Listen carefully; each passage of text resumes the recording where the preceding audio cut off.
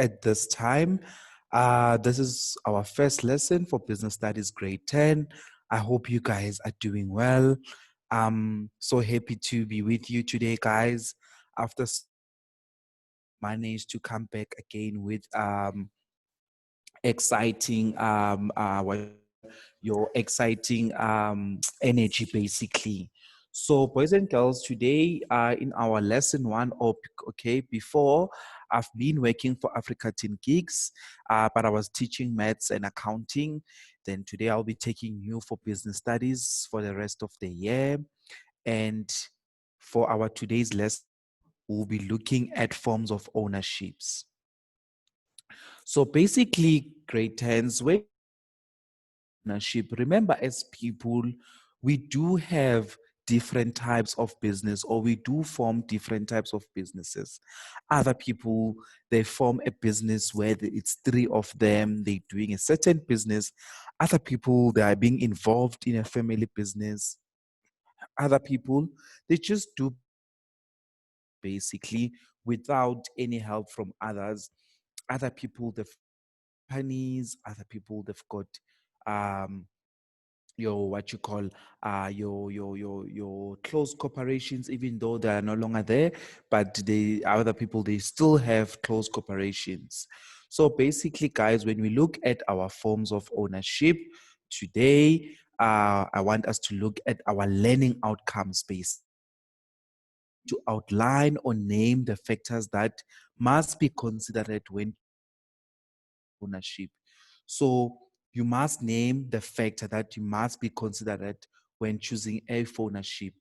So you must explain the difference between the profit and the non-profit organization or companies.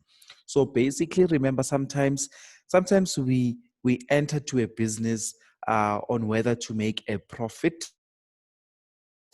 So we need to explain. You need to be able to explain the difference non-profit organizations or companies. We're going to look at that. You need to outline the forms of ownership and classify them into profit and non-profit organization. So now, if you are starting a certain business of which is a form of ownership, so you must classify whether is it an N in companies that are non-profit organization. Some of the profits are not non-profit organization, meaning some profit, they do not make profit basically, right? So basically, you need to be able to know whether are you doing the form of ownership in order to make a profit or not. Also, you need to define the meaning of different forms of. You need to be able to explain, discuss, describe the kind of advantages or disadvantages of each of form of ownership. So since you know that we've got different types of ownerships, basically, you need to know its advantages or disadvantages, basically. Another thing that you need to know, you need to distinguish or tabulate, create or compare different forms of ownership. So you need to be able to do end of this lesson or at the end of this chapter, because this chapter will be doing it for the next 3 days. So we're going to finish our forms of ownership on Friday. You need to identify forms of ownership from given cases, case studies, scenarios, cartoons, pictures. We know some exam, they give you scenarios, or they give you case study, or they give you cartoons. Sometimes they'll be like, or what's the form of ownership? It's this one. So basically, you need to know how to define that, to identify or define, right? You need to outline the different types of cooperatives, basically. You need to explain, discuss, describe the advantages and disadvantages of cooperatives. The last learning outcome, you need to select a best form of ownership for a selection. Sometimes they'll give you a scenario and they'll tell you that this person does what and what and what and what. And now, please advise person ABC on which form of ownership he or she can enter. And also, you need to justify on why do you suggest the very same person must do that form of ownership basic. Okay, so at the end of this chapter, you need to know how to do all of these things basically, right? Now, this is what we'll be covering for today. We'll be looking at the terms and the definitions under forms of ownerships. We'll be looking at the factors of forms of ownerships. We'll be looking at your profit companies under forms of ownership. We'll be looking at your NPOs or NPC, your non-profit companies under forms of ownership. So for now, let's start with the terms and definitions. Now, boys and girls, with terms and definitions, basically, what I'm expecting here, I'm expecting you to know each and every terms under form ships, because these terms you will be using them frequently under this chapter. So you need to familiarize yourself with these terms so that when you see them in the scenario, you would know what is expected from you. Now, if you look here, the forms of ownership, we know that forms of ownership is the legal position of the business and the way it is owned, basically, right? So the word legal position and the way it is owned, basically, that's how you define a form of an owner. Then the term continuity. So continuity, it's when we want to know or where we want to continue to exist even if a change of ownership takes place, e.g., a member or shareholder dies or retires. So we know now in a form of ownership, we need to have continuity. Does it make sense? Meaning now, basically, in other words, when we speak about a continuity, let's say now I've got a business, I'm selling fruits and vegetables. Let's say in that business, I'm the one who's owning it alone, right? So now, if I'm the one who's owning it alone, I can write on my will, when I die, I want my kids to take over from the business, you know. I want a specific child of mine to take over from the business. So basically, guys, this is what continuity means. No wonder I made an example with a member of a shareholder. We know that in a company, we have shareholders, basically. We know that shareholders are the ones that invest in a company, basically. So what happens if one shareholder dies, you know? So the company, regardless of the circumstances, basically, that shareholder must declare or say something on his or her will that, you know what, when I die, I want my kids to sell my shares, or I want my kids to continue with investing in that certain company. Is your surety, right? Now, your surety, if a business accepts liability, we know what is a liability. A liability is an obligation. It's when a business is owing a supplier, right? So if a person or a business accepts the liability for the debt of another person of or business. So let's say now I have a business, right? And my friend, okay, let's say my business is being called Ngosi Fruits and Tables. Let's say my friend,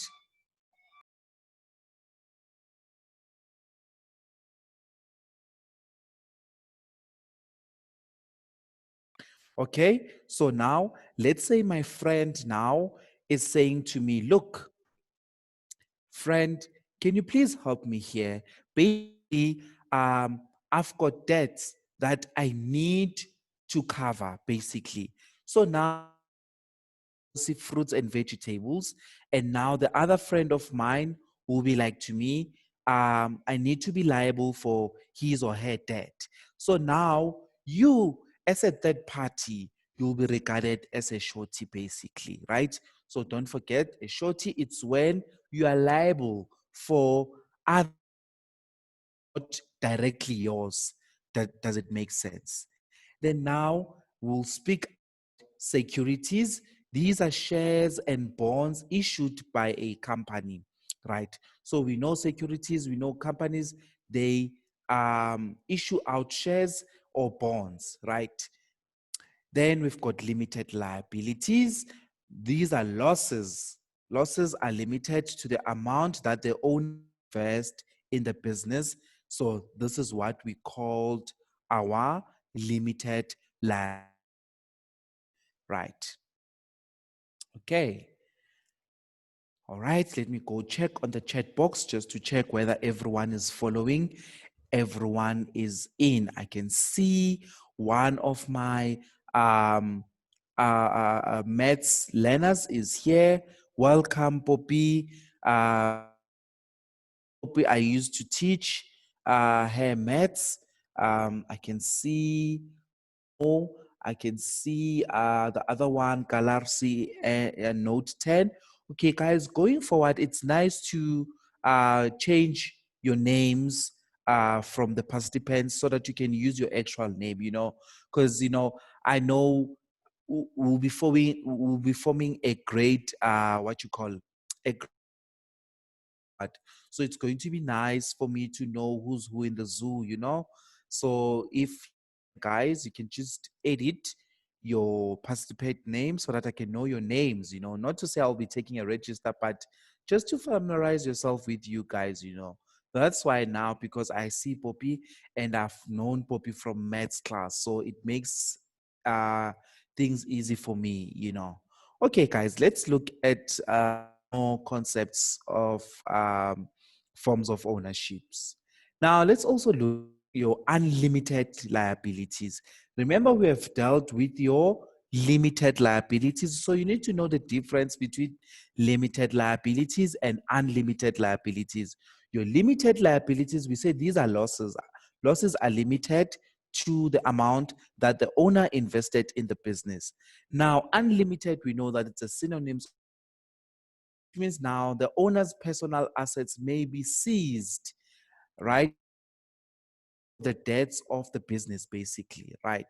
So basically, that's where we've got unlimited liabilities. Then the next concept that I want us to look at, it's your memorandum of incorporation, your MOI, right? So your MOI, guys, you have to know your MOI.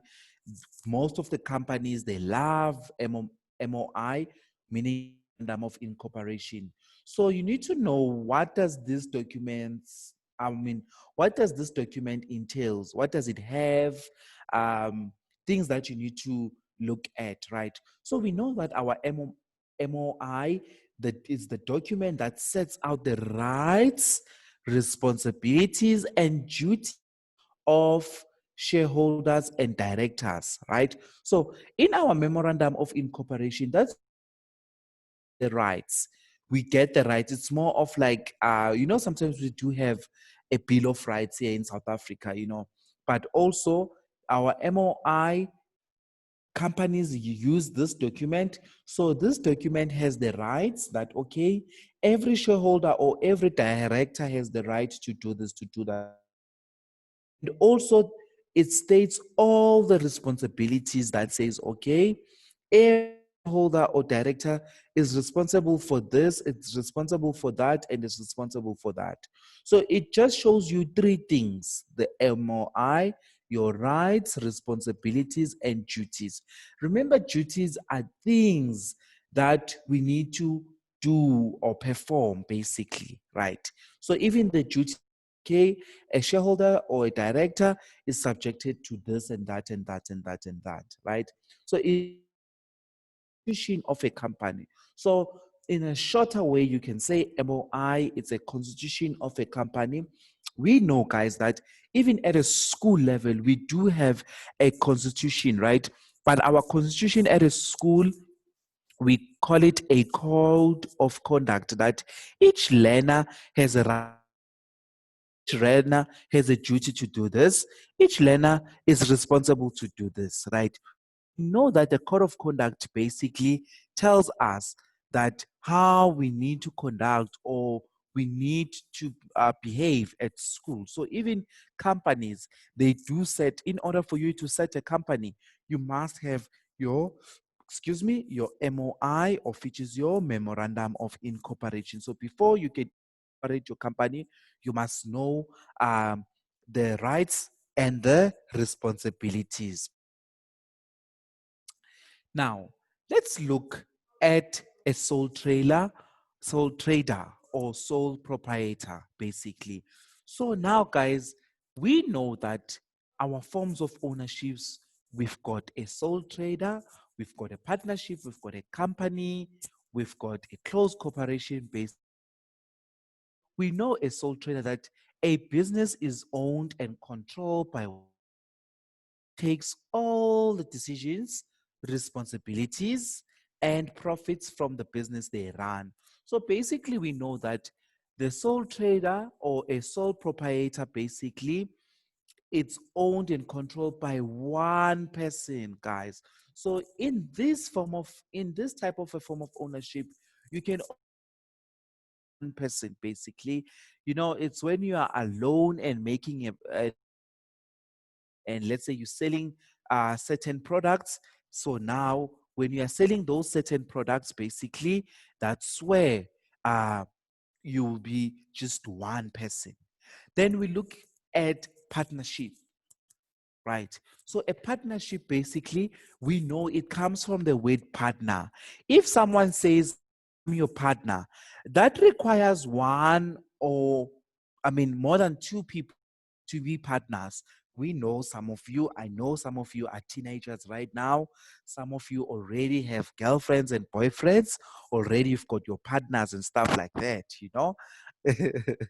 I know it's exciting and stuff. I know, guys, I was once a teenager, so I know it makes sense, you know. So I partners already. Can you see now, guys? So a partner, it must be more than.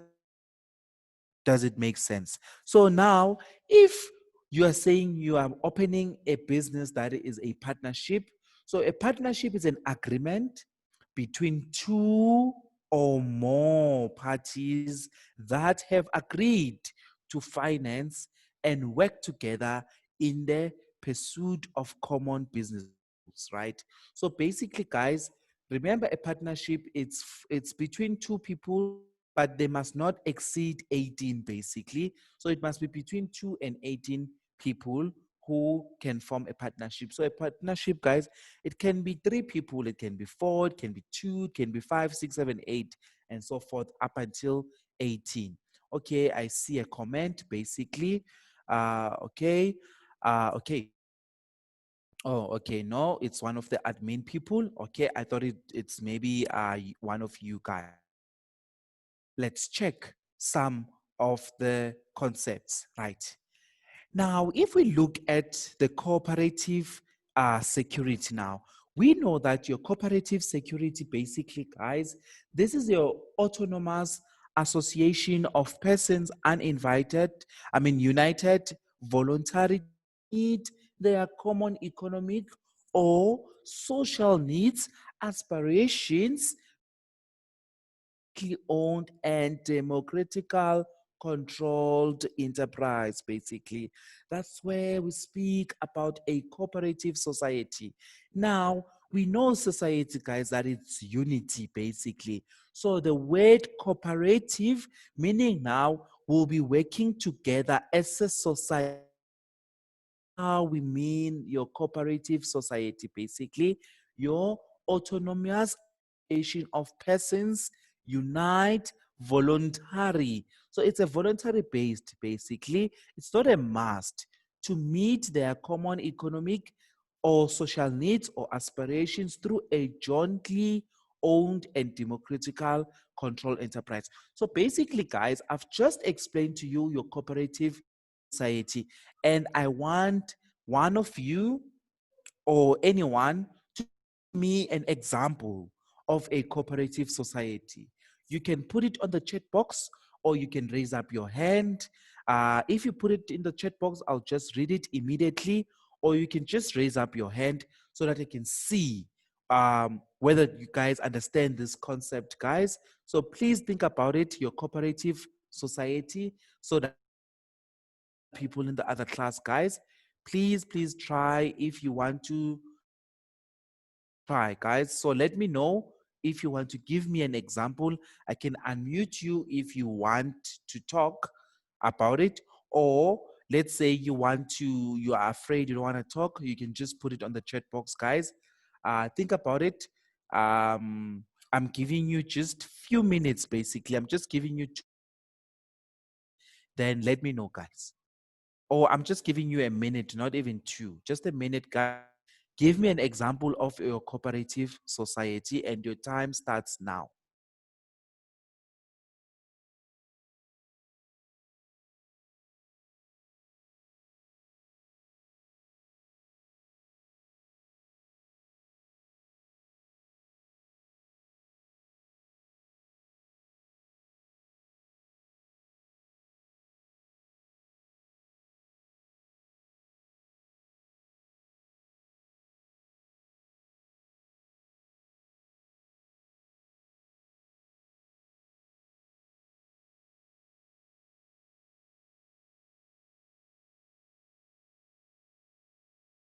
All right, boys and girls, your 1 minute is over, basically.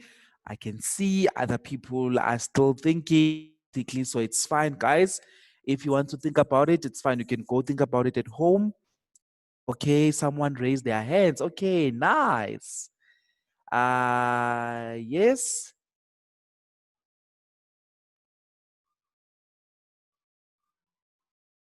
I'm trying to unmute you. I don't know what's happening. Okay, I don't know what's happening. I wanted to unmute you. Good. Okay, yes, you said consumer society. That's perfect, right?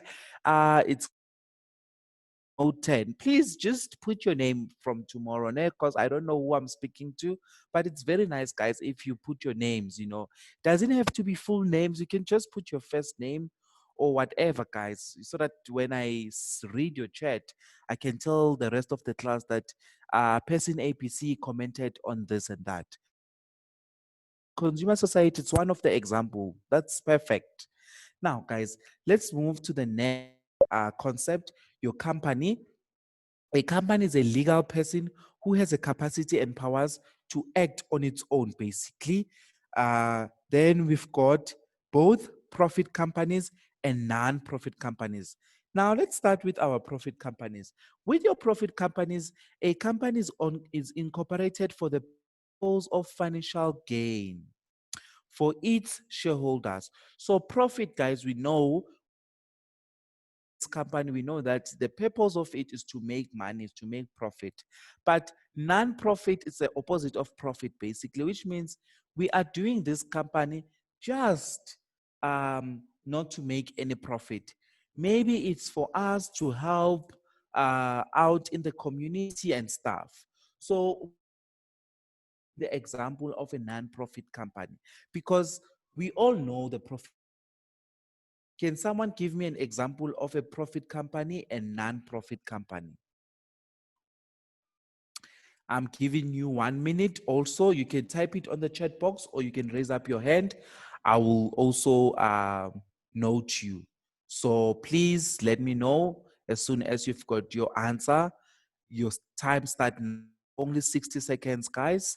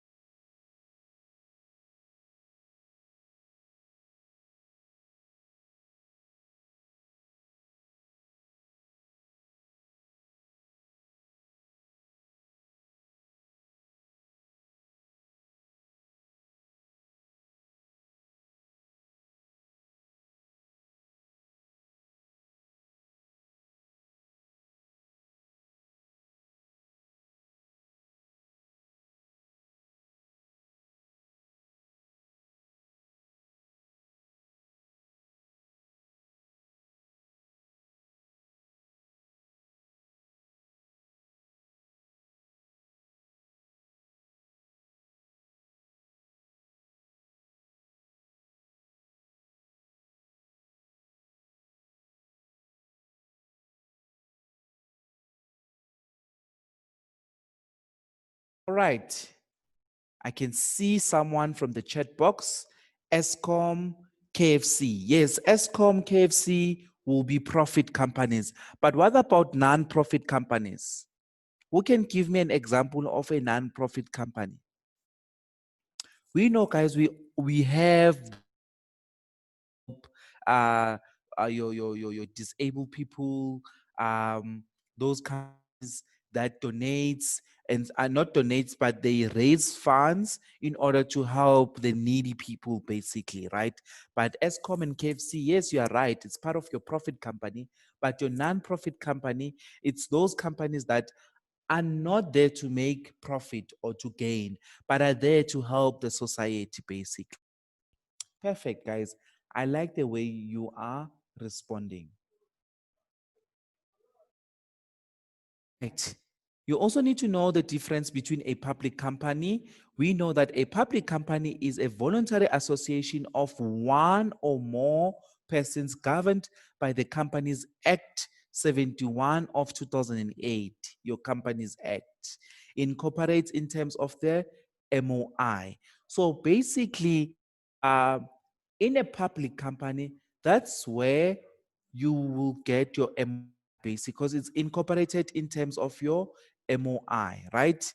So this is a definition of your public company. Then your private company is a voluntary association of one or more persons, basically, right? So you must know the difference between a public company and a private company. We know private company, we all it with LTD, right? I mean LTD PTY, whereas it's just LTD.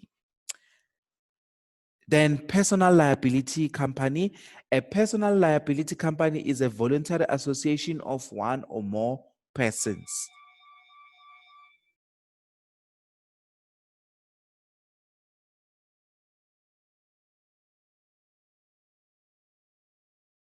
Then now we look at a state-owned company. We call this SOC, right? Entity that is created by the government in order to participate in the commercial activities on its behalf, basically. That's your state-owned company, basically. Then now, boys and girls, partnership articles, we know that that's a document that contains exhaustive provisions concerning the business to the partner, to the partners, basically articles. Then we have prospectus. Prospectus is a document inviting the public to buy. So basically, we know that in a company, the company must issue out what a prospectus. So a prospectus, guys, is a document that tells you that, okay, what is the purpose of this company? um, Basically, what is the aim? What are the goals? Basically, do they see themselves in the next 10 years? What they are selling, basically, at how much? How can you apply for that? When is the closing date? All that information, you going to get it in a prospectus, basically. Then we have annual general meeting, of which that's your AGM, basically. So all the businesses, or even whether profit or non-profit organizations, they do have AGMs. I'm telling you right now, even schools, guys, they do have your annual general meeting. Is the meeting that is being hosted normally at the end of the year, but it happens once a year. No wonder we call it an annual general meeting. That's where people discuss basically the budget, plan going forward, things that they were not user friendly during the year, the plans, any suggestions, any comments, and stuff like that. So that's your annual general meeting. So it's held once a year where the shareholders receive a report stating how well the company has done. Basically, that's what I've just explained. Then we've got directors. We know that in each and every company, we must have a director. Remember, director, it's like your supervisor. It's someone who supervises, right, the company. People elected to the board of a company by shareholders to represent the shareholders' interest, basically. So these people, they represents shareholders, your directors. They're the ones who direct the company, basically. Then now, boys and girls, tomorrow, okay, our last one for audit before, right? With your audit, okay, just hang on, guys. I just want to check some few things here.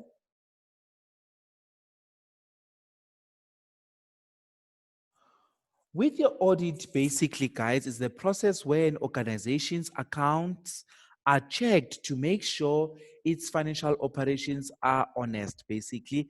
Remember, when you audit, when you verify, when you check that this thing, they correspond with that. For example, right now, if I were to give, if I were to give you an example about the audit, we know that majority of us or all of us, we are school learners, right? So sometimes your teachers mark your assessments, test, and assignment, right? Then have you had this thing called moderation? Then someone must oversee marking, whether did they mark correctly, did they edit all the correctly, or the marks, do they correspond with the mark sheet, basically, or the marks, do they correspond with your report mark? That's all that thing, guys. We call it an audit, basically, right? It's when you verify or check something against another, basically. Okay, guys, that's that's it for today. Thank you so much for tuning in, and from my side, I'm saying have a lovely afternoon. Until we meet again tomorrow, same time, have a good day. Goodbye.